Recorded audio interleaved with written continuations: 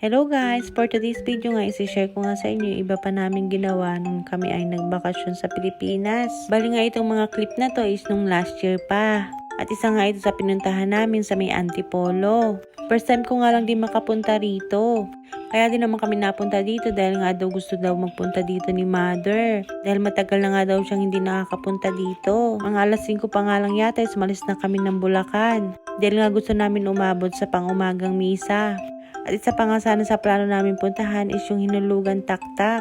Kaya lang dahil sa sama ng panahon ang lakas nga ng ulan at hindi nga kami natuloy. Kaya naman dito na nga kami dumiretso sa may Tagaytay.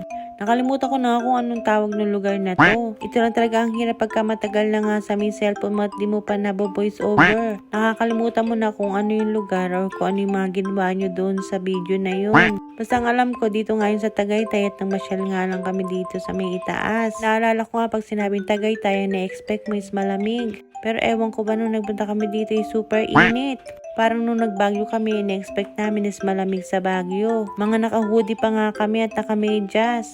Pero ang ending, super init na rin pala ngayon sa Baguio. Pagkayari nga namin doon at pananghalian na dito nga kami dumiretso sa may Bulalo Point. Ang sarap din naman ng mga pagkain nila kaya lang nung time na napunta kami is ang daming tao kaya siguro medyo matagal yung serving nila. At syempre dahil nasa Tagaytay kami at marami kaming kasamang bata, syempre hindi namin palalagpasin na magpunta kami dito sa Miss Sky Ranch. At nataon nga ang daming naka-mascot at mga marbles pa nga ang mascot nila. Kinasamaan lang pala dahil nga masama ang panahon ay umuulan. Masaya nga lang din yung entrance namin dito dahil nga hindi naman namin na-enjoy yung mga rides. Hindi naman unlimited rides yung kinuha namin pero syempre sayang pa rin yung entrance na binayad namin. Dahil dito sa Sky Ranch is may entrance pa pala siya. At dito nga sa may covered area nila is may mga ganitong laruan ng mga bata kaya dito na lang namin sila isinakay. Abay sa sobrang dami nga namin at sobrang dami namin batang kasama, halos sila na nga lang halos sa mga naglalaro dito. At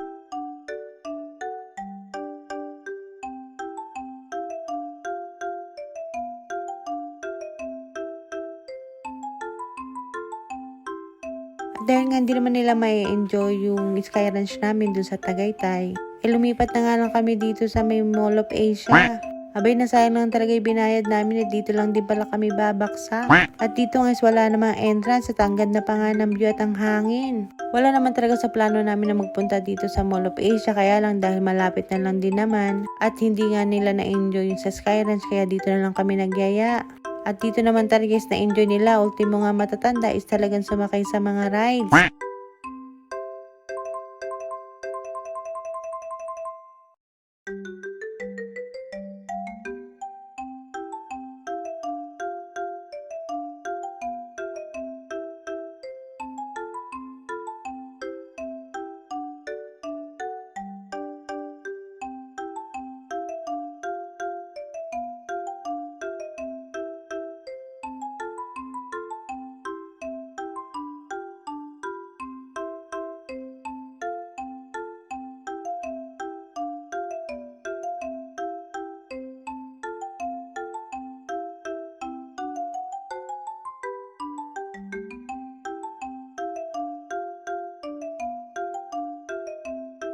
Diba sobrang dami namin parang halos puro pamangkin ko nga rin nakasakay dun sa may bomb car. Pagkayari nga doon is dito naman sila sumakay dito sa may bubuyog. Tawa nga kami ng tawa dyan dahil yung ibang sinakyan ng mga pamangkin ko ay ayaw lumipad. Doon lang siya sa may baba pa, talon-talon lang yung bubuyog.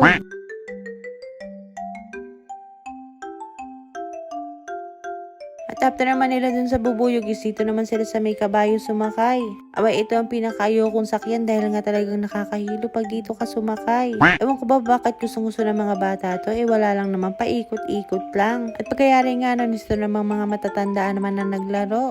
Sobrang hirap din pala ng mga ganitong laro, akala mo lang pag makikita mo ang dali-dali. At ito nga kami naman pamilya naglaro dito. Isa pa tong game na to, akala mo ang dali-dali, ihahagis mo na yung bola. Pero sobrang hirap niya. 200 nga yata yung binayad namin dito kada isang game. Sa isang game nga meron kang 3 bola. At kailangan nga makashoot ka ng 2 magkasunod daw. Hindi pwede yung magkahiwalay. At ito nga, trinay nga ito ni Ate Shane.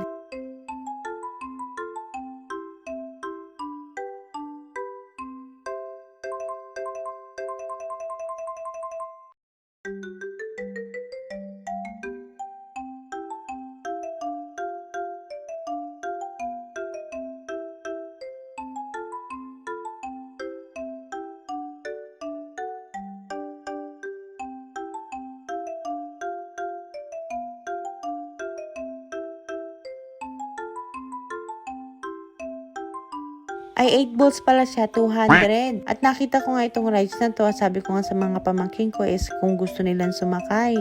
Abay mga ayaw naman. At pagkayari nga namin dito is pumasok naman nga kami sa loob ng mall. At dito naman nga mga nagsipaglaro. Dumayo pa talaga kami sa malayo para lang sila maglaro ng mga ganito. At sa lakad nga namin na to is hindi lang naman mga bata ang nag-enjoy. Kita nyo naman pati naman talaga matatanda ay sobrang nag-enjoy naman. At yun din naman talaga ang gusto natin mangyari dahil nga bihira lang naman tayong mauwi ng Pilipinas. Yung mapasaya natin sila kahit sa mga ganitong simpleng bagay lang. Kaya naman talaga kailangan ng sulitin. Dahil nga hindi mo masasabi yung panahon. Lalo na't kami at nasa malayo nga kami. Kaya kailangan pag nasa Pilipinas ka talaga at nagbakasyon ka, isilaan mo talaga yung oras mo sa pamilya mo. At ito na nga yung pinakauli namin gala na nagbakasyon kami sa Pilipinas bago kami bumalik ng Canada. At dahil nga malapit na kami bumalik, isinimitahan ko naman yung mga kaklase ko nung high school. At ito nga kami panay maritesan. Sobrang nakakamiss talaga yung mga classmate natin nung high school no? Kasi dito talaga yung puro kalokohan pa lang, yung tawa kayo lang tawa. At dito nga sa video na to, pinag-uusapan namin yung mga kalokohan namin, kaya naman talaga tawa kami ng tawa dito. At ito pa nga yung time na inom ako ng inom, hindi ko pa alam na buntis pala ako. At yun lang naman for today's video mga sis. Please don't forget to follow, like, and share. See you on my next one. Bye!